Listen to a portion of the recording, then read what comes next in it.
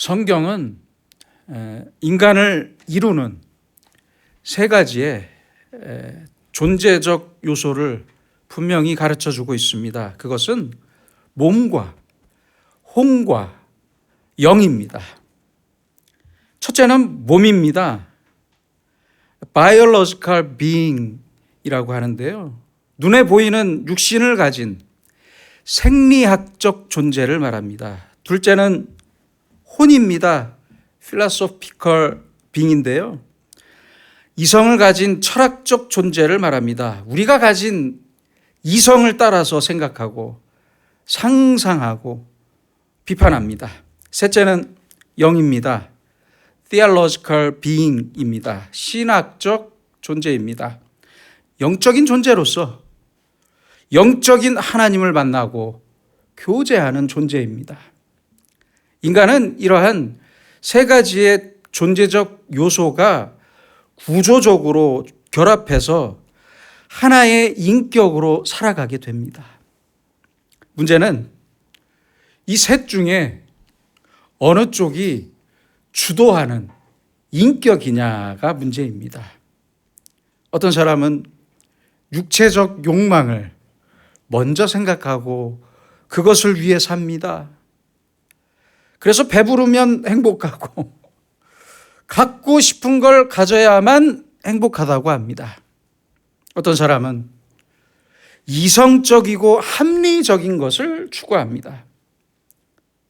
남들보다 그래서 더 철학적인 존재로 살아갑니다. 배고파도 인간적인 일을 다 했다면 행복하다고 말합니다. 그런데 영적인 사람은 하나님과의 관계를 가장 먼저 생각합니다.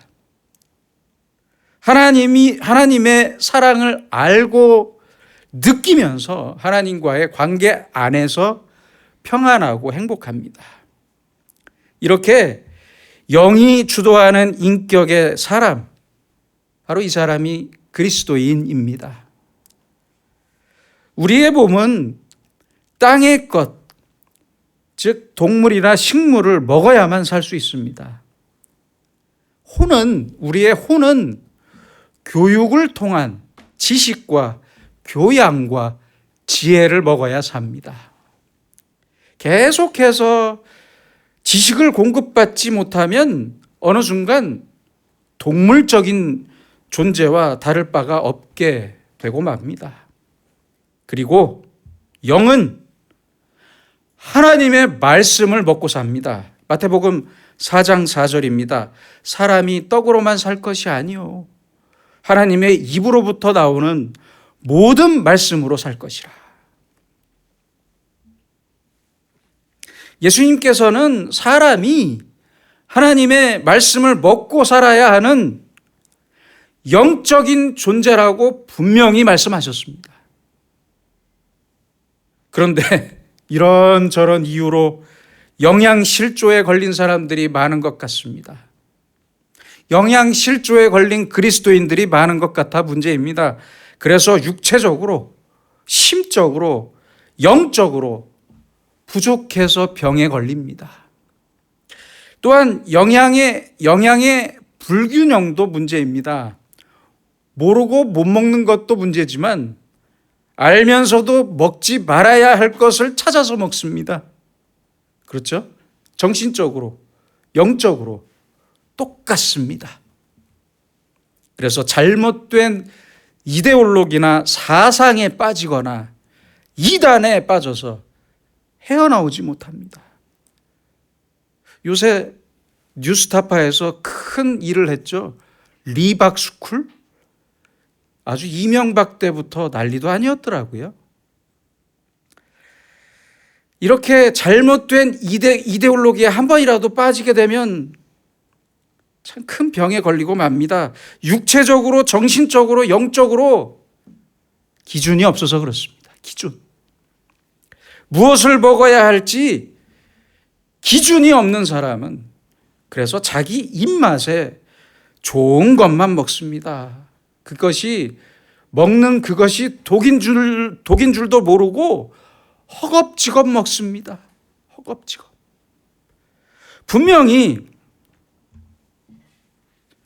우리는 분명히 배고프면 먹어야 하지만 먹을 때 꼭 잊지 말아야 할 세 가지가 있습니다. 먼저는 영양가를 생각해야 하고, 둘째는 적당히 먹어야 합니다. 나쁜 음식이 아닌 영양가 있는 좋은 음식을 먹되 많이 먹거나 모자르게 먹지 말아야 합니다. 내 몸에 필요한 만큼 적당하게 먹을 줄 알아야 합니다. 셋째는 감사한 마음으로 먹고 맛있게 먹어야 합니다. 맛있게. 똑같은 음식을 먹더라도 맛있게 먹고 감사하게 먹어야 합니다. 우리의 영도 그렇게 끊임없이 하나님의 말씀을 먹어야만 살 수 있습니다. 고린도전서 4장 15절에서 사도 바울은 이렇게 말합니다. 그리스도 예수 안에서 내가 복음으로써, 하나님의 말씀으로써 너희를 낳았음이라. 얼마나 귀한 말씀입니까? 우리는 모두 하나님의 말씀 안에서 말씀으로써 태어났습니다. 말씀으로 생명을 얻었다는 뜻입니다. 그러므로 말씀 안에서 살아야 합니다. 그러므로 말씀의 공급이 나에게 끊기는 순간, 말씀을 듣지 않는 순간 우리의 생명도 끝나버리고 맙니다.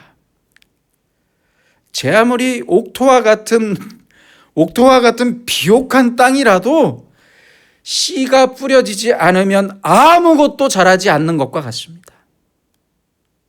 하늘로부터 오는 하나님의 말씀, 계시의 말씀, 이 말씀의 역사가 없다면 결코 생명의 역사는 이루어질 수 없습니다. 나타나지 않습니다. 우리는 말씀 안에서 태어났습니다. 그리고 말씀을 먹고 성장하고 양육될 수 있습니다. 변할 수 있습니다. 그래서 끊임없이 말씀을 먹어야 합니다. 말씀. 신학자들은 오늘 본문의 말씀을 제2의 오순절이라고 말하기도 합니다. 첫 번째 오순절은 사도행전 2장에 나타난 성령 강림 사건을 말씀하고요. 예루살렘을 중심으로 유대 사람들에게 나타난 사건이었습니다. 반면 제2의 성령 강림이라고 불리는 오늘 본문의 성령 강림은 가이사랴에 있는 고넬료의 집에서 있었던 사건입니다. 오로지 이방인들에게만 나타난 성령 강림 사건입니다. 고넬료는 로마 군인이면서 이방 사람이었습니다. 로마 사람이었으니까요. 로마 군인으로서 예루살렘 근방에서 식민지를 관리하고 있었습니다. 생각해 보세요. 우리나라도 일제강점기 때 그 일본인 순사들과 한국인 친일파 순사들이 얼마나 악랄했습니까? 말도 마세요. 동학혁명부터 해방 때까지 일본 군대와 순사들에게 희생된 우리 조상들의 수가 690만 명에서 많게는 800만 명입니다. 800만 명. 재미있는 사실은 역사학자인 전우용 교수님에 의하면 당시 일본 순사들은 대부분이 일본 내에서 경찰 시험에 여러 번 떨어지고 마지못해 조선의 순사로 넘어온 무식한 사람들이었다고 합니다. 한국인 친일파 순사들은 말할 것도 없죠. 보통학교, 지금으로 치면 초등학교죠. 이 보통학교의 학예회까지 일본 순사들이 앉아서 감시를 했는데요. 독창 시간에 갑자기 중지를 외칩니다. 이유가 뭔지 아세요? 독창의 독자가 독립과 연관되었다고. 참 무식한 사람들이에요. 그렇게 생각하고 중지시켰다고 해요. 여러분들 생각해 보세요. 우는 아이들도 일본 순사 온다 그러면 울음을 그쳤다고 하지 않습니까? 고넬료도 바로 그러한 식민지를 다스리는 로마 군인이었습니다. 유대인들에게는 공포의 존재였어요. 백부장이었습니다. 백부장. 그러나 식민지 속국의 사람들에게 공포의 존재였을 그가 하나님을 섬깁니다. 하나님을 섬겨요. 하나님께서 보실 때 얼마나 기특하셨겠습니까? 그런데 지금의 교인들을 보면 돈 몇 푼 가졌다고 잘난 척하고 교만한 교인들 참 많습니다. 큰 교회 가보세요. 참 많아요. 개인적인 말씀이라 죄송하지만 저도 서울에서 교회를 섬길 때 오랫동안 서울 강남의 소망교회를 섬겼어요. 참 돈 많은 사람들 많았어요.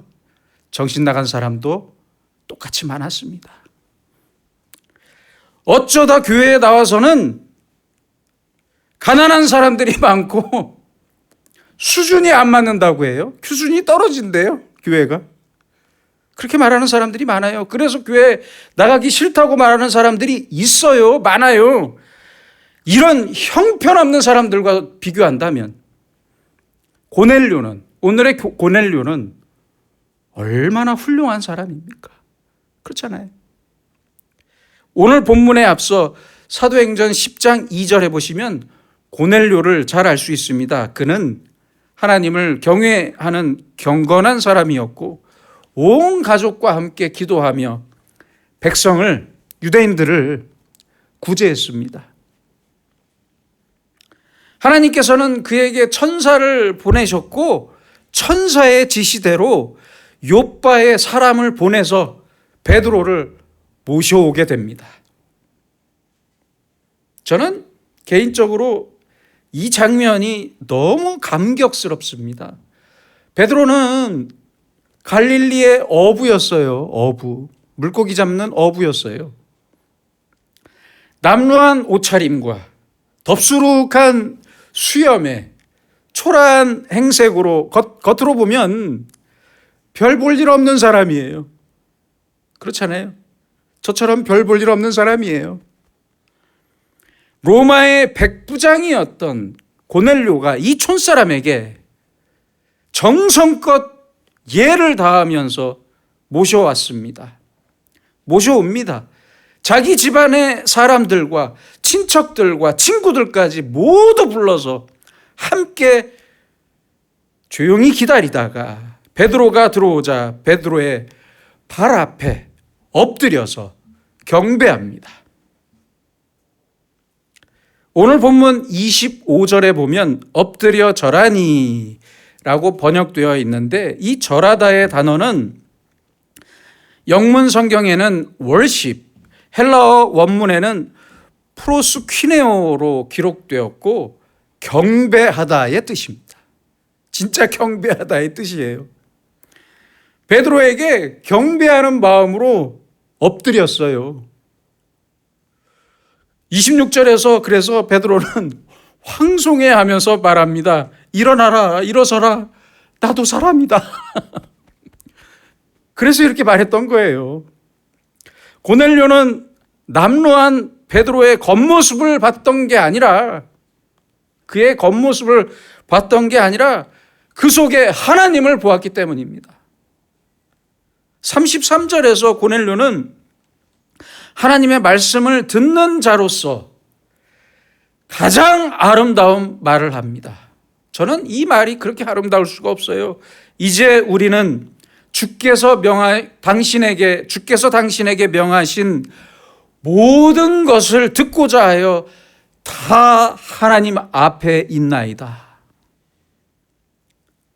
모든 그리스도인은 고넬료의 이 고백처럼 예배 드려야 하고 말씀을 들어야 합니다. 저 목사님을 통해 주시는 모든 말씀을 듣기 위해 지금 내가 하나님 앞에 있습니다. 고넬료가 베드로에게 취한 자세, 듣고자 하는 이러한 겸손이 가장 귀한 신앙인의 자세입니다. 이 자세 때문에 베드로는 가면 안 되는, 갈 수 없었던 이방인의 집에서 이방인들을 향해, 이방인들을 위해 말씀을 전했던 것입니다. 베드로는 이방인들에게 십자가와 부활을 전했습니다. 44절입니다. 베드로가 이 말을 할 때에, 헬라어 원문을 보면 이 말을 전하는 중에입니다. 이 말을 전한 후에가 아닙니다. 말을 전하는 중에입니다. 베드로가 이 말을 전하는 중에 성령이 말씀 듣는 모든 사람에게 내려오셨다. 성령 강림을 말하고 있습니다. 엄청난 말씀입니다. 성령이 말씀 중에 사람들에게 임하셨습니다. 가장 경건하고 가장 겸손한 자세로 하나님 앞에서 말씀을 듣고자 했던 고넬료와 이방인들에게 베드로의 말씀이 전해지는 중에 성령이 임하셨고 모든 사람의 마음이 활짝 열렸습니다. 놀라운 사건입니다.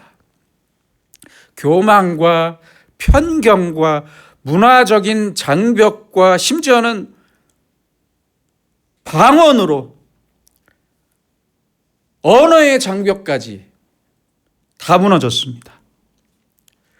교만도 무너졌고 편견도 무너졌고 문화적인 장벽도 무너졌고 언어의 장벽까지 방언 때문에 다 무너졌습니다. 그렇잖아요. 하나님의 말씀이 이방인들의 마음에 깊이 들어왔고 그 말씀에 전 인격적으로 응답했습니다. 이방인이었던 그들이 모두 하나님의 말씀을 들었어요. 받아들였어요. 물론 깨달았고 믿게 되었습니다. 말이 안 통했던 로마 사람들이 어떻게 하나님의 말씀을, 베드로의 말씀을 들었던 것입니까? 바로 성령님이 주신 방언의 은사 때문이었습니다. 아람어로 말했던 베드로의 말을 그래서 그들은 알아들었고 46절을 보면 베드로와 함께 왔던 사람들도 이 성령님께서 주신 방언의 은사로 로마인들이 하나님을 높이며 찬송하는 소리를 알아들었습니다. 놀랍지 않습니까? 이것은 정확히 표현하면 듣는 방언입니다. 듣는 방언. 말하는 방언이 아니라 자기 입으로 말하는 방언이 아니라 듣는 방언입니다. 오순절에도 베드로는 아람어로 설교했고요. 다른 나라에서 온 많은 유대인들의 귀에는 자기 나라의 말로 들렸습니다. 모든 언어의 장벽을 넘어 서로의 마음과 뜻이 통했습니다. 옛날에는 서로 언어가 달라도 이렇게 성령의 역사를 통한 방언의 역사로 잘 알아들었는데 요새는 서로 못 알아듣는 것을 방언이라고 해요. 그렇죠? 안타까워요. 뭔가 잘못됐습니다. 뭔가. 그렇죠? 뭔가 잘못됐어요. 이렇듯 여러분, 이렇듯 성령의 역사심에는 아무런 장벽이 남아있을 수 없습니다. 인간적인 편견이나 문화적인 교만과 나만 특별하다는 우월의식 그리고 적대의식을 뛰어넘어 완전히 통하는 것이 바로 성령의 역사입니다. 성령의 역사.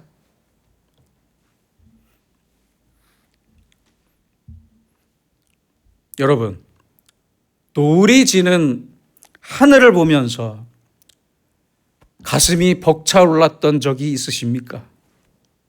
저는 순천에 정착하고 살기 시작하면서 몇 번 있었던 것 같아요. 아니면 오른쪽 사진처럼 쇼팽의 왈츠에 빠져본 적이 있습니까? 자주 감동받는 사람들의 비밀이라는 책을 보면 감동에 대한 연구 결과가 나옵니다. 우리가 매번 무심코 지나치는 저녁 노을에 감동할 때 우리 몸속에 염증이 치료된대요. 실제 이 책에 나온 실제 연구 결과입니다. 쇼팽의 왈츠에 빠져 감동할 때 도파민 수치가 올라간대요.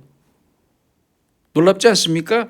그래서 자주 감동하는 사람일수록 스트레스가 적어지고 더 건강해지고 더 친절하고 관대하다고 합니다.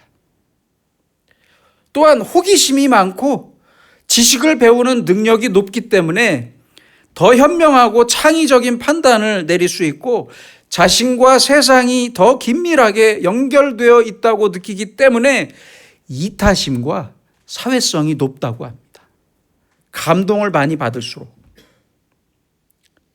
그렇다고 해요. 여러분, 하나님의 말씀을 저녁 노을처럼 쇼팽의 왈츠처럼 사랑하는 사람과 껴안을 때처럼 내 가슴에 감동으로 부딪히고 감격으로 담을 수 있다면 얼마나 행복하겠습니까? 여러분, 그래서 설교란 말이나 논리나 지식처럼 내가 원하는 무엇을 따져가면서 듣는 게 아닙니다. 설교는 내가 하나님의 말씀이 듣고 싶어서 지금 내가 하나님 앞에 있다는 감동과 존재의식으로 가득 차서 성령님의 도우심으로 내 가슴에 말씀이 부딪히는 뜨거운 감동과 감격입니다. 그게 설교입니다.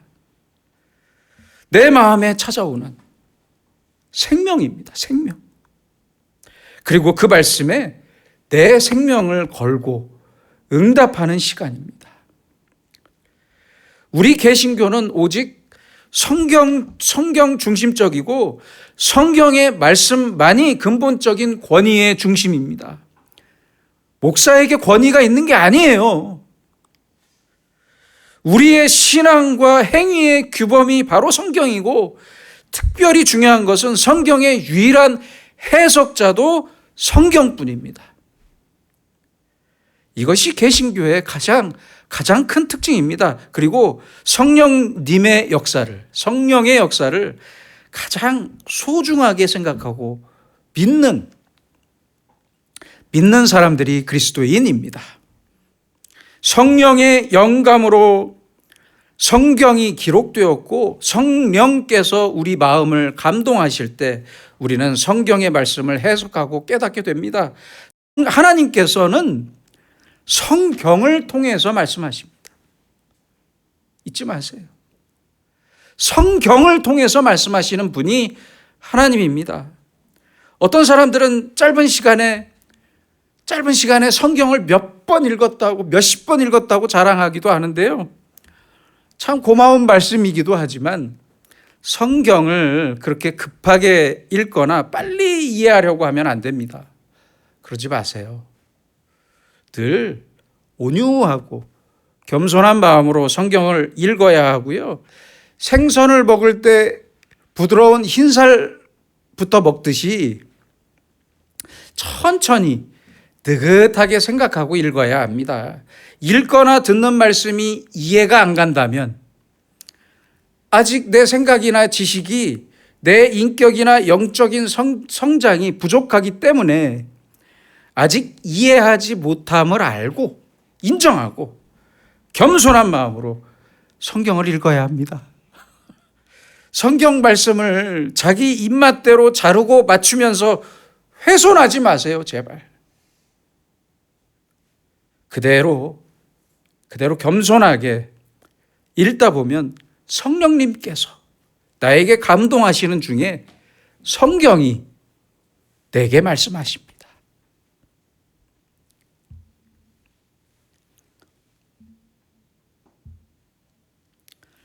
1874년에 태어났고 황해도 안악군에 살았던 김익두는 동네에서 망나니로 살았습니다. 깡패였어요, 깡패.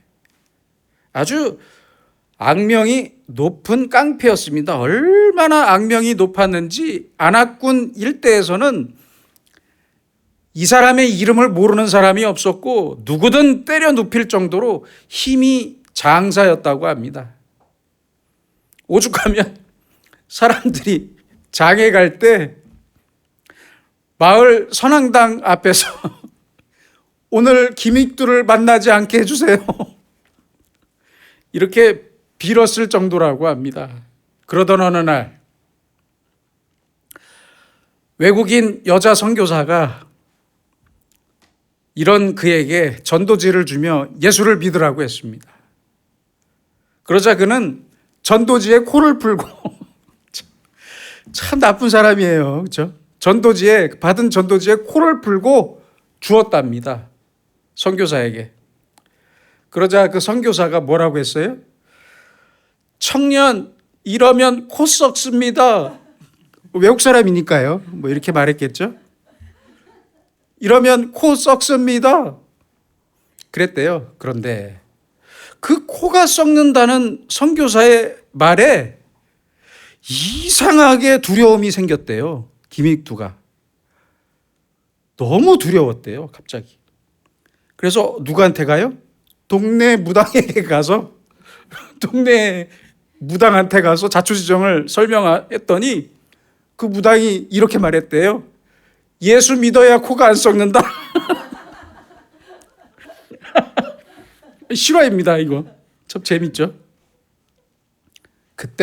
그날부터 교회를 나가기 시작했어요. 눈물로써 교회에 나가 눈물로써 예수님을 영접하고 이제 세례를 받을 때까지 그는 열심히 성경을 읽었다고 합니다. 그런데 친구들이 가만두나요? 친구들이 술 먹자고 하니까 약을 먹고 있어서 나는 술을 먹을 수 없다. 이렇게 말했고 친구들은 궁금하잖아요. 먹는 약이 뭐냐? 그랬더니 나는 신약과 구약을 먹고 있기 때문에 술을 먹을 수 없다. 이렇게 말할 정도로 열심히 성경을 공부했고 결국 1950년에 북한군에게 총살을 당할 때까지 자기 교회에서 총살을 당했다고 해요. 자기 교회에서 총살을 당할 때까지 말씀을 통해 아주 훌륭한 목사로 부흥사로 살았습니다. 유명한 프랑스 시인인 빅토르 위고는 이런 말을 했습니다. 영국이 셰익스피어를 만들었다면 성경이 영국을 만들었다. 여러분, 지금 성경을 읽고 있습니까? 그렇다면 사실 그 시간은 내가 말씀을 읽는 시간이 아니라 하나님께서 나에게 말씀하는 시간입니다. 하나님께서는 성경을 통해서 나에게 말씀하십니다. 분명히 말씀하십니다. 그러니 이 성경보다 더 중요한 것이 어디 있겠습니까? 그렇잖아요. 지금 우리에게 소중한 것은 무엇입니까? 여러분이 이 세상을 떠나실 때 무엇이 힘과 위로가 되겠습니까?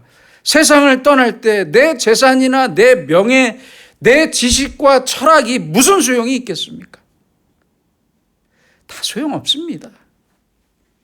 우리가 세상을 떠날 때까지 그리고 세상을 떠나는 그 순간까지 내가 의지할 수 있는 것은 오직 말씀입니다. 말씀. 오직 하나님의 말씀만이 내 생명을 지키시고 나를 끝까지 천국으로 인도하십니다. 이 말씀에 이제 나를 전적으로 맡기고 하나님께 나아갑시다. 우리는 주께서 당신에게 명하신 모든 것을 듣고자 하여 다 하나님 앞에 있나이다. 여러분, 바로 이러한 고넬료의 마음으로 하나님의 말씀을 부지런히 듣고 열심히 읽으면서 말씀의 감동과 감격으로 또한 말씀의 생명으로 살아갑시다. 그때부터 하나님의 말씀이 나를 푸른 풀밭에 누이시고 쉴 만한 물가로 인도하실 겁니다. 기도하겠습니다. 성경을 통해 말씀하시는 아버지 하나님, 오늘도 우리에게 말씀해 주시는 사랑을 진심으로 감사합니다. 주여, 간절히 원하오니 우리가 나의 육체적이고 철학적인 갈증만 돌아보지 않게 하셔서 성경 속에 있는 영적인 양식을 날마다 먹고 감동하며 살게 하옵소서.